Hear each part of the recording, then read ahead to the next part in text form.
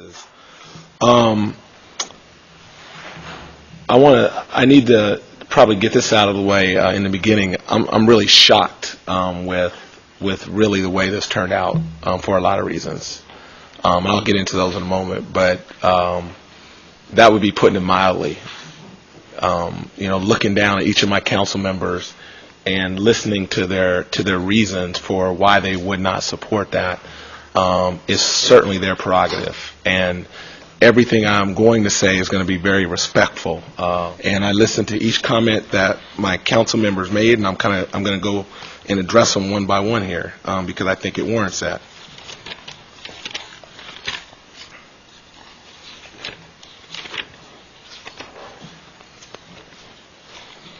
So starting with Councilmember Sheedy, who said that the mayors in the past have had enough staff, and there's no outcry for the public to change the city charter. Who went on to say, quote, Sarah Palin, I believe, of all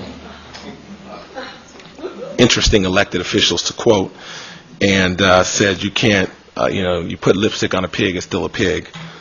We don't want to waste staff time. Too few details, I will not support, and so forth. In terms of Councilmember Trethewey,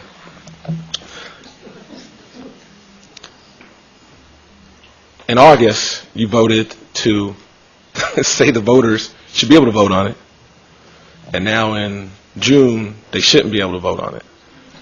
And you also said that participatory democracy is the best, and yet not in this case. And now you want another commission or another charter review to look at not one but two or three plans. It's just not, it's not adding up for me. And I think when I think about, your service, and I've said this to you before, I appreciate and admire, what you've done in District 1. You've done a very stellar, commendable job in District 1. I mean that.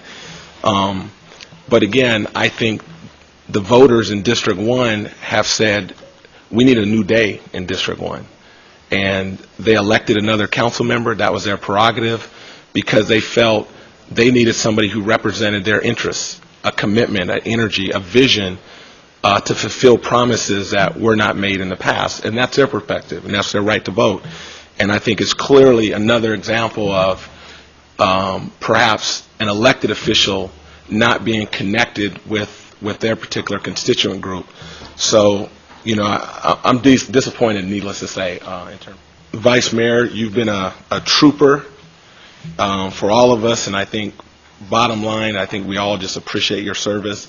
And I always respect you standing for what you believe. And I'm going to use immigration as an example. It wasn't popular. You had a room full of people here.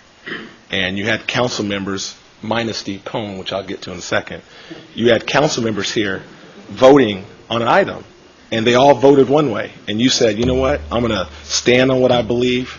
I'm going to do it in the right way. And I can live with that. I can go to bed at night at the end of the night. And that was your prerogative, and I appreciate that. Even though we didn't agree on it, I think you earned a lot of respect for people in this community. So, I just want to thank Councilmember Fong. This was probably the longest list, so just to let you know. Not about the people's right to vote. Not about affirming, not about letting the people vote. You mentioned the signatures at the market. You mentioned the $100,000 that were spent by developers. Some that supported you, by the way. You talked about there was no clamoring or real outcry from the public. You said that people didn't necessarily really want to engage. And you also said there's nothing wrong. You also said that before I ran for mayor. And I think where I'm trying to bring to the discussion, and again, in the minority, I'm okay with that. But what I'm trying to bring to the mayor is that there are people who believe something is wrong. There are people that don't agree with your perspective that things are okay the way they are. By virtue of the last election, which you just talked about, certainly my election. And You talked about the court weighing in. You talked about the charter review not having a lot of people who showed up. That I would agree with. The anti-gang tax, that whole discussion before it was voted on, or at least proposed, was about a month maybe, 2 months, beyond that perhaps. Yeah, but before it came down, it wasn't, I mean, we can look, I'd be glad to look at it.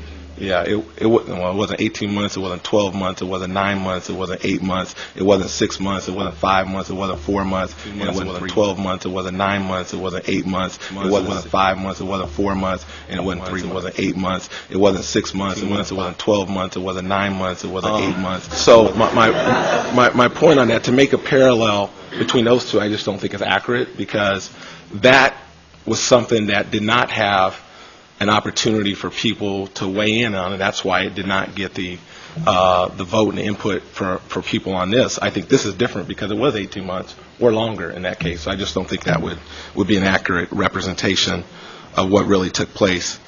And, you know, lastly, and I think this gets to Councilmember McCarty in a second, talking about what hasn't gotten done.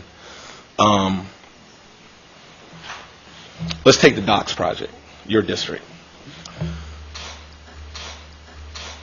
We've been talking about that docks project since Ann Rudin was a mayor, and she's not here with us. That hasn't gotten done. We can go right out here a few blocks and see a big hole in the ground. That hasn't gotten done. There's a lot of things in our community that have not gotten done, and I'll be the first to say what Councilmember McCarty said. This strong mayor, executive mayor, is not a panacea. Let me just totally agree. In terms of Councilmember Pinnell, very disappointed. For a lot of reasons. Where the biggest opportunity area is in Sacramento, it's your district. There's just tons of opportunities in your area. In terms of Councilmember McCarty, I'm going to just deal with a couple issues here that you mentioned. So you talked about Joe Cerna. That was one that you mentioned, I believe, earlier. So, you know, when I grew up, Joe Cerna was in District 5. He was a council member in Oak Park, the area I grew up in. The governance structure that we're all talking about, in my opinion, it works fine and adequately to mayor because of the limitations of this current governance structure. I played sports, and you call me a point guard, so I appreciate you remembering that was a position I played. And for anybody in here to believe that this is about one person, that would be disingenuous. This is not about one person. This is about a governance, some ideas. Propose something that's worth fighting for.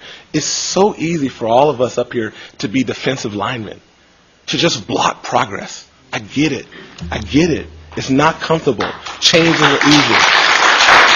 So my point to you, Councilmember McCarty, you know, we've had some meetings kind of one-on-one in your office, and, you know, I thought a lot of times when we had conversations in our office that they kind of stayed in the office, you know, just in terms of conversation.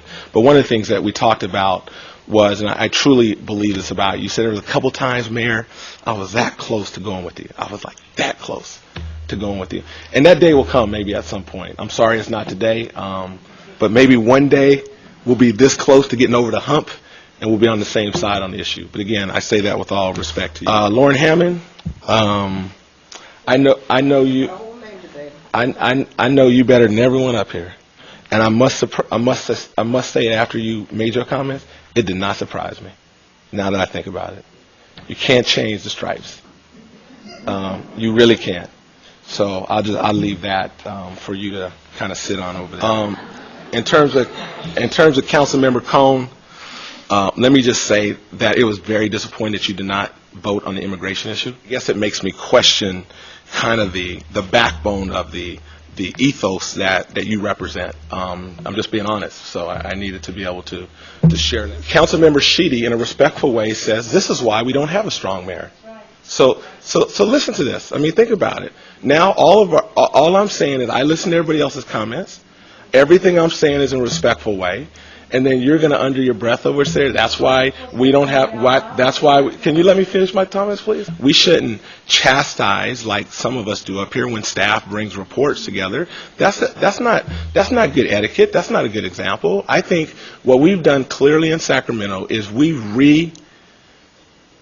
renewed kind of the cynicism, the distrust, the lack of responsiveness that people feel about elected officials. That's what we're doing.